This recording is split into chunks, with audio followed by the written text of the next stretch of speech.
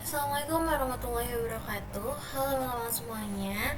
Sebelumnya perkenalkan, nama aku Syifa Sena Rusci dengan NIM 4004 0323 650078. Aku dari Teknologi Rekayasa Otomasi angkatan 2023. Di sini aku akan menjelaskan mengenai explanation motor yang ini dari mata kuliah praktikum sistem pengendali elektrik.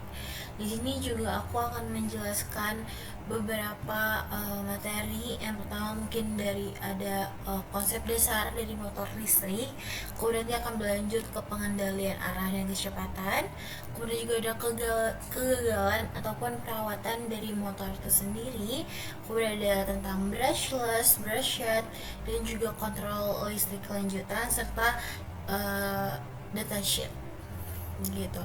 Oke, mungkin bisa kita lanjut. Yang pertama, di sini udah ada NIM saya. Next. Oke, jadi yang pertama itu ada konsep dasar motor listrik. Jadi apa sih itu motor listrik?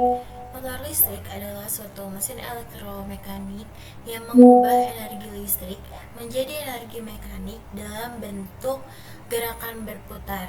Nah, fungsinya itu seperti otot buatan yang akan menggerakkan peralatan rumah tangga, mesin industri, hingga robot modern. Kemudian, prinsip dasar fisika listrik. Yang pertama itu ada hukum elektromagnetik. Arus listrik yang mengalir pada kawat akan menghasilkan medan magnet di sekitarnya.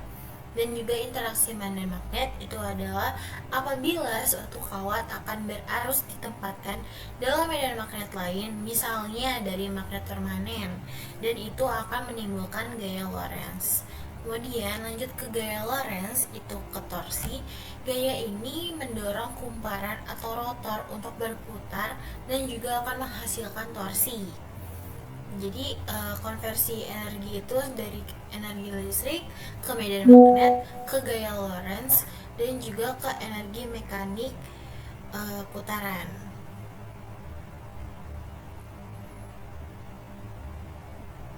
Oke, next, motor brush.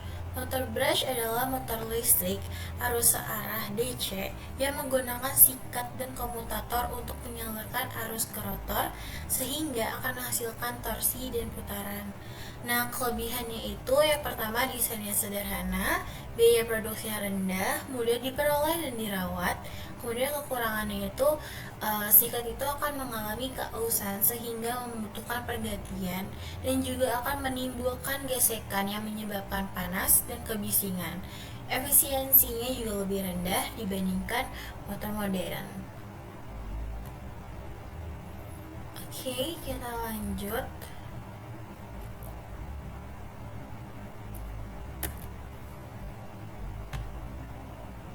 Di sini ada motor brush. Nah, yang pertama itu ada stator, itu berupa magnet permanen ataupun kumparan elektromagnet yang berfungsi itu menciptakan medan magnet tetap. Kemudian ada rotor atau armatur, itu bagian berputarnya. Jadi kumparan kawat itu akan ditempatkan di inti besinya.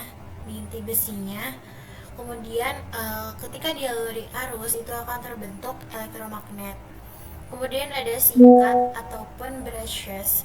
Jadi ini tuh terbuat dari karbon ataupun tembaga yang akan menyalurkan arus listrik dari sumber daya ke komutator. Kemudian komutator. Jadi cincin logam bersegmen yang terpasang di rotor itu akan berfungsi membalik arah arus setiap setengah putaran agar putaran motor itu berkesinambungan. Jadi di sini ada statornya, ada rotornya, kemudian ada brushnya yang sudah ini terdapat. Oke, lanjut ke mekanisme kerja motor brush. Yang pertama, arus listrik akan masuk melalui sikat menuju komutator. Yang kedua, arus akan dialirkan ke kumparan rotor sehingga akan terbentuk elektromagnet. Yang ketiga, medan magnet rotor itu akan berinteraksi dengan medan magnet stator dan menghasilkan torsi. Kemudian yang keempat, rotor mulai berputar. Nah, nanti saat rotor berputar itu setengah putaran, posisi sikat bergeser ke segmen komutator berikutnya, sehingga arus itu akan pada di kumparan dibalik. Kemudian, untuk proses membalik arus ini akan membuat arah torsi tetap sama, sehingga putaran motor itu akan berlangsung secara kontinu. Kemudian contoh aplikasi motor brush. Yang pertama, konveyor kecil. Itu digunakan untuk memindahkan produk ringan di jalur produksi sederhana. Kemudian ada sistem pintu otomatis. Motor brush itu akan menggerakkan rel pintu karena itu kontrolnya tidak kompleks. Kemudian bor listrik itu memanfaatkan motor brush untuk menghasilkan torsi besar saat pengobaran. Kemudian ada kipas angin portable. Jadi motor brush itu yang digunakan untuk memutar baling-baling dengan pengaturan kecepatan sederhana. Kemudian ada pengendalian arah dan kecepatan motor listrik. Yang pertama itu pengendalian arah motor. Jadi dalam prinsip dasar dalam pengendalian arah motor itu dapat dilakukan dengan mengubah dengan membalikan polaritas tegangan pada terminal motor agar dapat memutar arah pergerakan motor. Contohnya, ketika diberi tegangan plus ke terminal A dan minus ke terminal B, itu motor akan berputar searah jarum jam. Dan jika polaritas dibalik, plus ke B dan minus ke A, itu motor akan berputar berlawanan arah jarum jam. Kemudian metode yang digunakan itu untuk mengendalikan kecepatan sebuah motor dapat menggunakan PWM ataupun pulse width modulation. PWM ini adalah suatu teknik mengatur lebar pulsasi sinyal tegangan yang diberikan ke motor. Jadi semakin besar duty cycle, misalnya 80%, motor itu menerima energi lebih lama dalam satu periode sehingga kecepatan itu akan meningkat. Semakin kecil duty cycle, misalnya 20%, motor itu akan menerima energi lebih sedikit sehingga putarannya itu akan lebih melambat. Kemudian di sini ada simulasi H-bridge sederhana. Jadi H-bridge itu terdiri dari 4 saklar, bisa transistor ataupun MOSFET. Yang kombinasi on-off saklar ini memungkinkan pembalikan polaritas, ubah arah putaran, dan juga PWM itu dapat diterapkan pada salah satu jalur saklar H-bridge untuk mengatur kecepatan motor. Kemudian di sini ada kegagalan dan perawatan motor listrik. Yang pertama itu panas. Penyebabnya itu apa sih? Penyebabnya itu adalah beban itu terlalu berat, ventilasinya juga buruk, pendinginan itu tidak cukup, dan suplai tegangan itu terlalu berlebihan. Dampaknya tuh apa? Dampaknya isolasi gulungan terbakar, menurunkan umur motor, yang akhirnya motor itu bisa mati total. Kemudian ada keausan. Penyebabnya itu adalah kegesekan pada bearing, brush, sikat motor aus, atau pelumasannya kurang, atau getaran berlebih. Dampaknya, motor berisik, bergetar, bahkan macet. Kemudian, short circuit. Penyebabnya itu gulungan terbakar, kabel terkelupas, kelembapan, atau tegangan tidak stabil. Dampaknya motor tidak akan berputar, timbul percikan listrik, bahkan bisa menyebabkan kebakaran. Kemudian ada tips pemeliharaan dan proteksi dasar. Pemeliharaannya itu yang pertama dilakukannya pemeriksaan rutin baik visual maupun fisik. Terus juga perawatan bearing, pengecekan kelistrikan, pengecekan sistem pendingin. Untuk proteksi dasarnya, yang pertama ada proteksi arus lebih, proteksi panas, proteksi arus pendek, dan juga proteksi tegangan. Next ada perbedaan brushed dan brushless DC motor. Brushed DC motor atau BDC itu motor ini menggunakan sikat brush dan komutator mekanis untuk menyalurkan arus listrik menuju kumparan motor.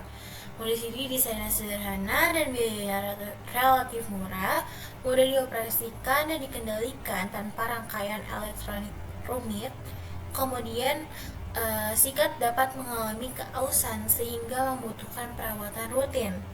Kemudian menimbulkan percikan listrik, panas berlebih, dan suara bising saat beroperasi. Sedangkan yang brushless ataupun BLDC itu tidak menggunakan sikat. Kemudian komunikasi elektronik yang dikontrol dengan sensor, posisi rotor, atau algoritma kontrol digital.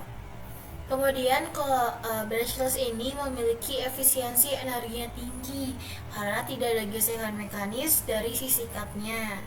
Kemudian umur operasionalnya itu lebih panjang dan hampir tidak membutuhkan perawatan.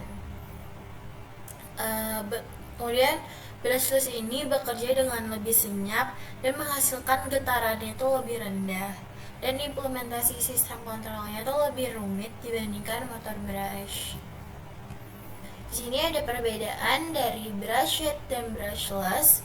Kemudian nantinya juga di brushed ini menggunakan nilai dari digital 100 nanti akan berputar secara jarum jam ataupun sebaliknya dari ini misalnya 100, kemudian nanti apabila berputar lagi menjadi 001 ataupun 110 gitu, jadi sesuai dari arah putarnya.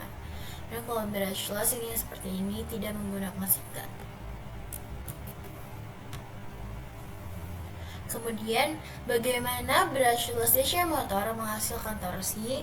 Jadi yang pertama itu stator ataupun kumparan yang dialiri arus listrik 3 fasa akan menghasilkan medan magnet berputar. Kemudian rotornya magnet permanen itu akan selalu berusaha sejajar dengan medan magnet stator yang inilah yang nantinya memunculkan gaya putar ataupun torsi. Kemudian komutasi elektroniknya itu mengatur kapan dan bagaimana arus dialirkan ke kumparan, sehingga posisi medan stator selalu mendahului rotor pada sudut yang tepat. Dengan menggunakan cara ini, torsi yang dihasilkan itu akan lebih stabil, halus, dan efisien sepanjang putaran berlangsung. Kemudian komutasi elektronik sensor. Jadi sensor Hall yang ditempatkan 60 derajat atau 120 derajat elektrik memberikan pola logika posisi rotor untuk menentukan timing komutasi. Encoder atau incremental atau absolute itu memberi resolusi posisi yang tinggi sehingga cocok untuk FOC dan kontrol posisi presisi. Kemudian motor BLDC ini dengan sensor mampu memberikan torsi secara stabil sejak kecepatan sangat rendah hingga 0 rpm karena posisi rotor terbaca langsung, dan sistem ini juga lebih presisi dan responsif yang cocok untuk aplikasi seperti motor servo, robotika, aktuator, dan juga traksi yang membutuhkan kontrol halus. Tetapi penggunaan sensor membuat biaya dan kompleksitas itu meningkat serta membutuhkan penyelarasan yang presisi dan ruang tambahan untuk pemasangan. Oleh karena itu, metode ini dipilih ketika dibutuhkan kontrol posisi presisi dan performa optimal pada kecepatan rendah. Kemudian ini yang sensorless. Jadi pada komutasi 6 step satu fasa itu dibiarkan mengambang atau tidak digerakkan. Tegangan pada fasa ini tuh akan dipantau. Saat melintasi 0, controller menurunkan atau menaikkan komutasi dengan jeda 30 derajat elektrik. Dan metode ini butuh kecepatan minimum karena baik EMF kecepatan. Kemudian motor BLDC ini sensorless, lebih murah dan sederhana karena tidak memakai sensor serta lebih tahan terhadap debu, getaran, dan kelembapan. Kekurangannya itu ada pada start yang kecepatan rendah karena back EMF itu lemah dan juga sensitif terhadap noise, sehingga perlu strategi dan filter yang tepat. Kemudian metode ini umumnya itu dipilih untuk aplikasi berputar kontinu dengan kebutuhan presisi sedang seperti kipas, pompa, dan kompresor.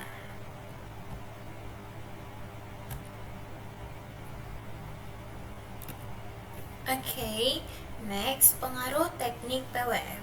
Jadi pengaruh PWM terhadap performa BLDC itu yang pertama dapat memungkinkan kontrol kecepatan dan torsi yang presisi karena tegangan efektif itu dapat diatur halus.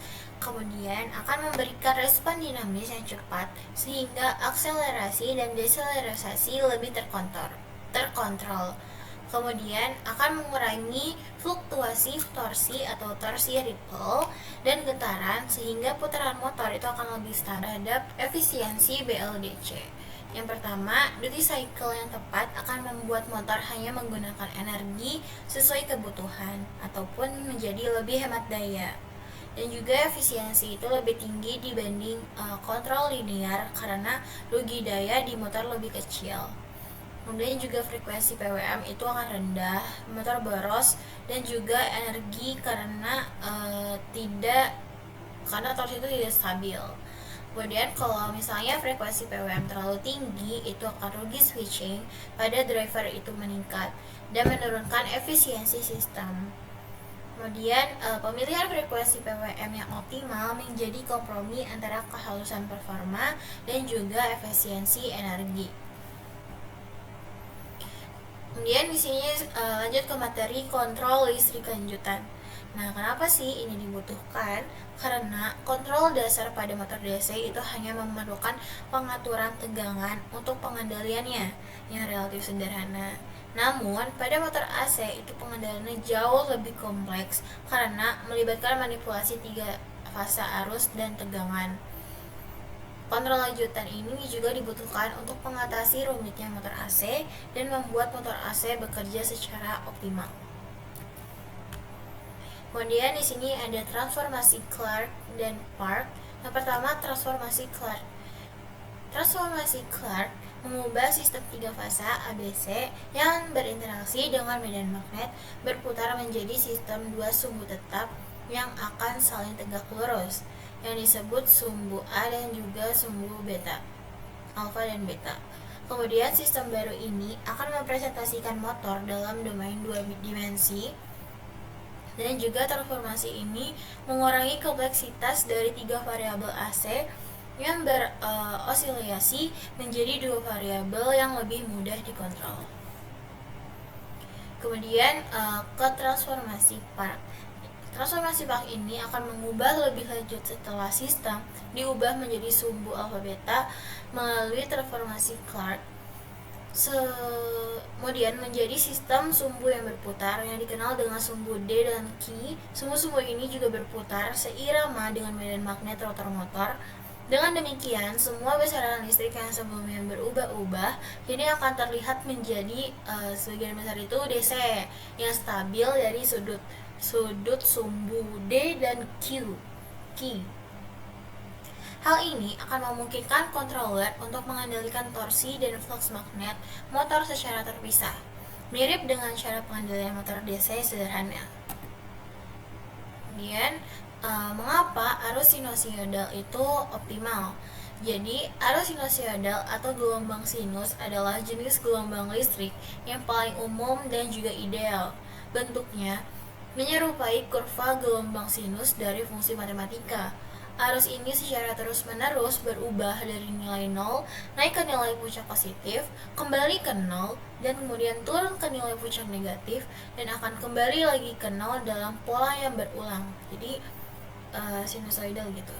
Dari 0 akan naik ke puncak positif, kembali ke 0, turun ke nilai puncak negatif, kemudian kembali lagi ke 0. Itu akan secara berulang. Kemudian, gelombang sinus yang sempurna itu akan menciptakan medan magnet yang berputar dengan stabil di dalam motor. Karena putarannya yang konstan, gaya yang diberikan pada rotor itu juga sama, menghasilkan torsi yang stabil tanpa naik turun. Kemudian di sini ada konsep Space Vector Modulation atau SVM untuk kontrol presisi.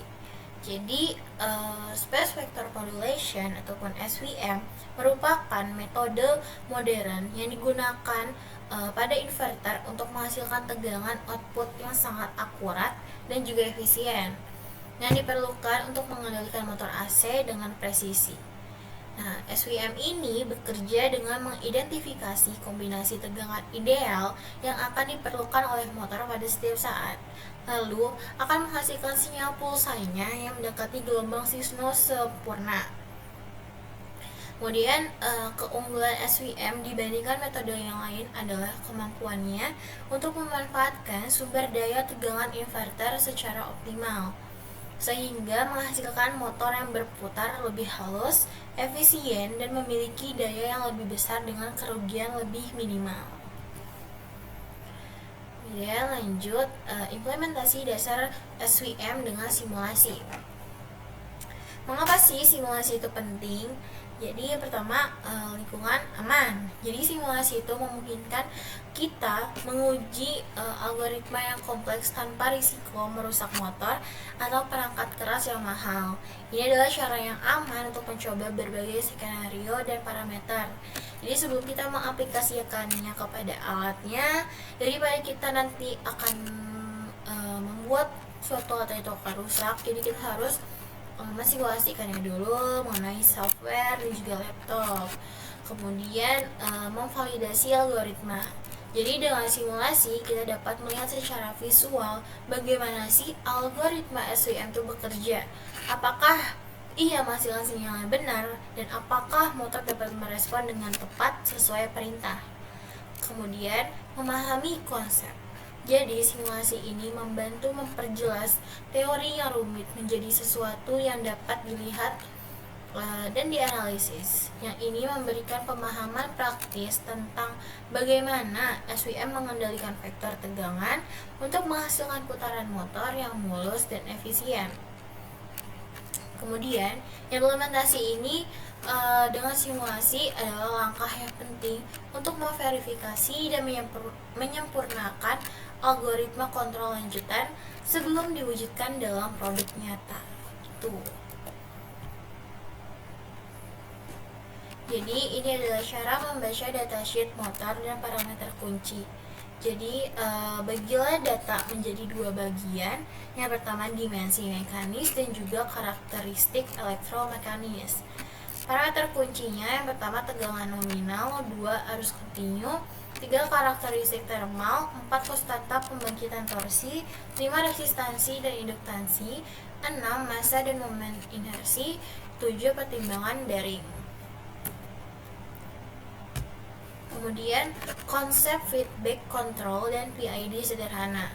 Jadi feedback control adalah sistem pengendali di mana keluaran output dari suatu proses itu diukur dibandingkan dengan nilai yang diinginkan ataupun set point, lalu hasil perbandingan error akan digunakan untuk mengoreksi masukan input agar sistem tetap bekerja sesuai target. Jadi PID adalah strategi kontrol yang menggabungkan reaksi langsung P, koreksi akumulasi I, dan prediksi ke depan itu D untuk menjaga sistem tetap pada set point dengan cepat dan stabil. PID ini juga terdiri dari 3 kontrol. Yang pertama proporsional, integral, dan derivatif. Jadi proporsional itu suatu respon sebanding dengan error saat ini. Kemudian integral itu menghitung akumulasi error dari waktu ke waktu. Kemudian derivatif itu untuk melihat kecepatan perubahan error ataupun tren error. Kemudian regenerative braking. Jadi regenerative braking atau pengereman regeneratif adalah metode pengereman pada motor listrik di mana energi kinetik kendaraan ataupun rotor yang biasanya itu terbuang sebagai panas akan diubah kembali menjadi energi listrik dan dikembalikan ke sumber daya ataupun contohnya ada baterai atau penyimpan energi. Nah, manfaatnya di otomasi yang pertama itu efisiensi energi, mengurangi panas rem mekanis, kemudian stabilitas sistem dan juga umur peralatan lebih panjang. Kemudian, manfaat di kendaraan listrik yang pertama menambah jarak tempuh ataupun range. 2. Hemat energi dan biaya. 3. Mengurangi kehausan rem. 4. Pengendalian akan lebih halus. Oke, mungkin itu saja dari aku. Semoga materinya bermanfaat dan jelas. Mungkin itu saja. Mohon maaf apabila masih ada kekurangan dalam menjelaskannya ataupun membacakannya. Kurang lebihnya mohon maaf. Wassalamualaikum warahmatullahi wabarakatuh.